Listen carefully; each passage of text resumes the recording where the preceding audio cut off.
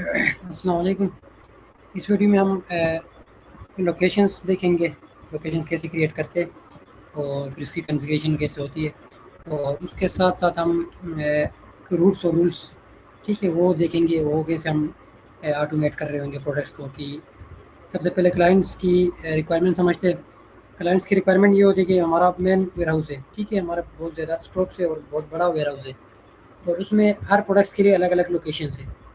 तो हम ये चाहते हैं कि जो ही प्रोडक्ट परचेस हो तो हमारे पास वो मेन वेयर हाउस में इन होती है। तो उनका ये है कि हमें वेयर हाउस में शो ना हो, हमारे पास लोकेशंस में शो हमारी, ठीक है, और हमें कोई एक्स्ट्रा वर्क भी न करना पड़े जिसको ट्रांसफ़र करने के लिए, जिस तरह इंटरनल ट्रांसफ़र करनी होती है। मतलब जब परचेस होगी तब वेयर हाउस में आएगी, फिर वेयर हाउस के बाद एक इंटरनल ट्रांसफ़र करेंगे, तो वो फिर जो है ना, एक दरमियान में एक काम आ जाता है, मैनुअल काम, तो वो करना थोड़ा सा मुश्किल हो जाता है बार बार हर परचेस ऑर्डर के साथ। तो इस वीडियो में हम उसको कैसे ऑटोमेट करते हैं वो देखेंगे, ठीक है। सबसे पहले आपने इन्वेंट्री मॉड्यूल में आना है। आपके पास ये सारी चीज़ें शो नहीं हो रही होंगी, तो आपने सेटिंग में आना है, ठीक है। लोकेशंस हो गया, ये रूल्स हो गया। तो आपने क्या करना है, सेटिंग में आने के बाद इन्वेंट्री मॉड्यूल में सबसे नीचे आना है, और आने के बाद यहाँ पे ये दो ऑप्शन आ रहेंगे, स्टोरेज लोकेशन और मल्टी स्टेप रूट्स। ये दो आपने ओपन करके ऊपर से सेव करनी है, ठीक है। फिर आपके पास ये सारी चीज़ें आ रही होंगी। सबसे पहले मैं एक यहाँ पे आप वेयर हाउस भी क्रिएट कर सकते हैं अगर आपके मेन वेयर हाउस दो तीन है, ठीक है। फिलहाल ये हमारे रेलिवेंट नहीं, तो हम ये नहीं देख रहे। अब मैं लोकेशन में आ जाता हूँ, एक लोकेशन क्रिएट करता हूँ। ऑलरेडी लोकेशन क्रिएटेड है, मैं वहीं से एक और क्रिएट करता हूँ। यहाँ पे मैं करता हूँ शेल्फ, शेल्फ नहीं करता हूँ, लोकेशन के नाम से ये बनाता हूँ, लोकेशन 2 के नाम से, और पेरेंट लोकेशन जो हमारी मेन वेयर हाउस होगी, ठीक है, वेयर हाउस 2। उसके बाद इंटरनल ये लोकेशन टाइप इंटरनल है, ठीक है, जो कि इंटरनल मूव कर रही है। और removal strategy first in first out, ये हमारे पास बेसिक इसकी कॉन्फ़िगरेशन होती है, ठीक है। बाकी चीज़ें जो है वो हमारे से रिलेवेंट नहीं है। अब मैं क्या करता हूँ, रूट्स और रूल्स देखता हूँ। लोकेशन आपको समझ आ गई कि इस तरह चीज़ें चलती है। रूट्स में आ जाता हूँ, मैं न्यू रूट्स क्रिएट करता हूँ। न्यू रूट्स में लोकेशन 2 के लिए करता हूँ, लोकेशन 2। अब ये एप्लीकेबल किस चीज़ पे एप्लीकेबल होगा, प्रोडक्ट कैटेगरी से आपको आइडिया है कि जब प्रोडक्ट कैटेगरी में एक ऑप्शन आ रहा होगा, जब हम ये सेव करेंगे, तो उधर जाके प्रोडक्ट कैटेगरी से आपने डिफ़ाइन करनी है, या प्रोडक्ट से डिफ़ाइन करनी है, या डिलीवरी मेथड से करनी है, या पैकेजिंग से करनी है। तो मैं कहता हूँ प्रोडक्ट से करनी है, ठीक है। बाकी ये दो भी रिलेवेंट नहीं है।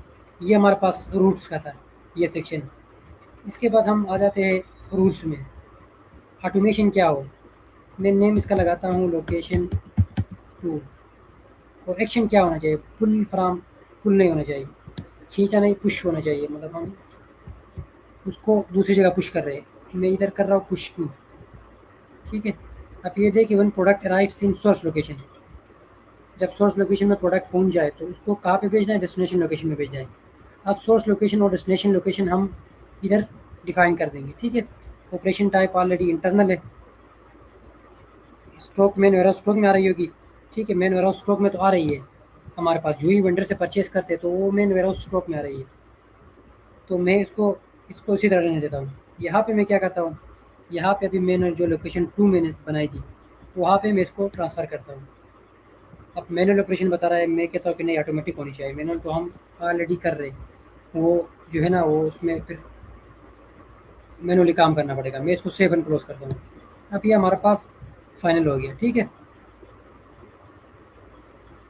अब क्या हुआ, ये हमारे पास रूल्स और रूल्स भी बन गया। अब इसको डिफाइन कैसे करना है प्रोडक्ट के अंदर जाके, मैं इसकी डुप्लीकेट बनाता हूँ, प्रोडक्ट्स में आ जाता हूँ, यहाँ पे एक न्यू प्रोडक्ट क्रिएट करता हूँ टेस्ट के नाम से, या लोकेशन 2 भी लिख लेता हूँ साथ, ठीक है। इसको ट्रैक इन्वेंट्री आपने ओपन करनी है, फिर इन्वेंट्री मॉड्यूल में आना है। यहाँ पे ये देख रहे हैं लोकेशन 2 की जो मैंने अभी बनाई थी, इस पर मैं क्लिक करूँगा तो वो जो रूल्स हमने सेट किए ना कि भाई source location main warehouse से कहाँ पे इसको ट्रांसफ़र करें, लोकेशन 2 को ट्रांसफ़र करें, तो वो इधर आ रही होगी, ठीक है। मतलब वो इससे वो जो रूल्स है वो इस प्रोडक्ट पे लग गया। अब जो ही हम परचेज ऑर्डर में ये प्रोडक्ट ऐड करेंगे और फिर इसकी रिसीविंग डालेंगे, तो क्या होगा, तो वो ऑटोमेटिकली ट्रांसफ़र डाल देगा, ठीक है। अब मैं करता हूँ परचेस, न्यू, मैं करता हूँ टेस्ट, यहाँ पे वही प्रोडक्ट ऐड करता हूँ, टेस्ट लोकेशन 2, मैं करता हूँ 4 और इसको कंफर्म करता हूँ, रिसीव में चला जाता हूँ। रिसीव करने के बाद मैं इसको कंफर्म करता हूँ, ठीक है, पूरी डेट कर देता हूँ। ये मैंने कस्टमाइज़ की है, आपके पास ये बिल्कुल सेम इंटरफेस नहीं आ रहा होगा, ठीक है, ये कोई और डेटाबेस है, हमने इसकी प्रॉपर कस्टमाइजेशन की है, तो इस वजह से चीज़ें थोड़ी सी डिफरेंट आ रही है, ठीक है। अब ये हमारे पास इन हो गया, ठीक है। अब मैं इस वेयर हाउस इन को कॉपी करता हूँ कि देखता हूँ इसकी क्या मतलब इसकी जो है ये ट्रांसफ़र कहाँ पे डाल दिया इसने। अब ये देखिए अभी हमने की थी 30 जून 1-2 PM को हमने क्या की थी, 1-2 को, ये 1-1 को बता रहा है लेकिन 1-2 आ रही था, ठीक है। वेयर हाउस अभी जो हम देख रहे थे, मैं देखता हूँ ये वाली और रेफरेंस, ये अब हमारे पास आ गया। ये कहाँ से कहाँ डाल दिया इसको, वेंडर से लोकेशन 2 को इसने डाल दिया, ये आप देख रहे हैं, ठीक है। अब मैं एक और परचेज़ रिकॉर्ड करता हूँ, ठीक है, जो कोई और डिफरेंट प्रोडक्ट होगा, जिसमें हमने जिस प्रोडक्ट पे हमने क्या नहीं लगाया है, वो ये रूल्स नहीं लगाया है। मैं एक मिनट इस प्रोडक्ट को देखता हूँ, ये प्रोडक्ट मैं सेलेक्ट करता हूँ, इस पर रूल्स तो नहीं लगी, पहले ये कंफर्म कर दें, इस पर रूल्स नहीं लगी, ठीक है। अब मैं दोबारा अपने बैक आ जाता हूँ PO पे, अब मैं इसको कंफर्म करता हूँ, अब इसकी रिसीविंग डालता हूँ। अच्छा, ये need to supply serial number, ठीक। अच्छा, मैं इसके सीरियल नंबर डालता हूँ।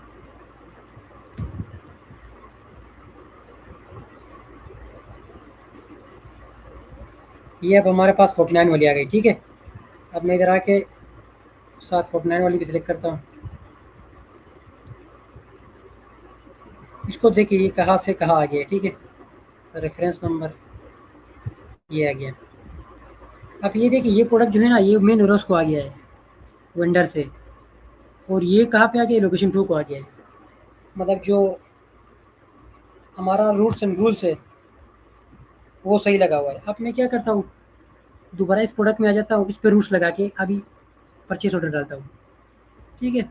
इस पर अभी रूल्स लगाता हूँ टेस्ट ये, और मैं इन्वेंट्री में आ जाता हूँ, यहाँ पे लोकेशन 2 वाली रूल्स लगा देता हूँ। अब मैं इसको सेव करता हूँ, ठीक है। लोकेशन लगा लिया, ये लगाने के बाद सेव हो गया। अब मैं दोबारा परचेस ऑर्डर डालता हूँ। अब ठीक है, अब ये वेयरहाउस 2 को ट्रांसफ़र करेगा। सॉरी, मैं दोबारा से इन्वेंट्री में आया हूँ, परचेस मॉड्यूल, न्यू, अच्छा यहाँ पे फिंगर टेस्ट जिस पे अभी मैंने टिक की थी, इसको मैं कंफर्म करता हूँ।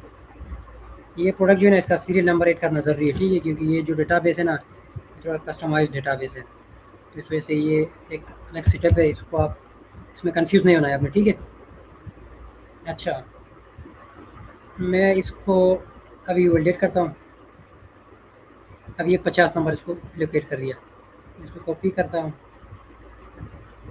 अभी मैं दोबारा आ जाता हूँ अपने इन्वेंट्री मॉड्यूल में। अब स्टॉक की मूवमेंट हिस्ट्री देखता हूँ। अब ये देखिए ये 3 हमारे पास आ रही थी। पहले गिंगा टेस्ट कहाँ पे आ रहा था, वेंडर से वेयर हाउस स्टोर को आ रहा था। अब अभी कहाँ पे आ गया, वेयर हाउस स्टोर से कहाँ पे आ गया, ये आ गया लोकेशन 2 को ट्रांसफ़र हो गया। जो ही हमने वो ऑटोमेशन वाली रूल्स लगाई, तो उसने फ़ौरन लोकेशन चेंज कर दी, ठीक है। इसी तरह जो है ना, इसी तरह सेल का होता है, ठीक है। जब सेल के लिए लगाते हैं तो वो मेन वेयर हाउस से उठाता है, मेन वेयर हाउस से चीज़ें माइनस करता है।